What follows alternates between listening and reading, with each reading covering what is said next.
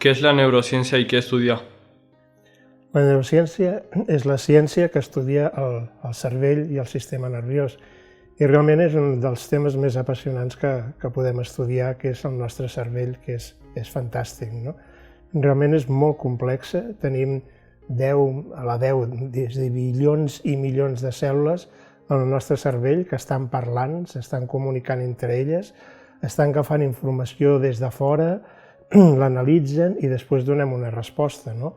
És a dir, per què recordem coses, la nostra memòria, el nostre aprenentatge, vull dir, tenim moltes funcions, els nostres sentiments, tot això està en el nostre cervell i això és el que nosaltres estudiem amb les neurociències, no?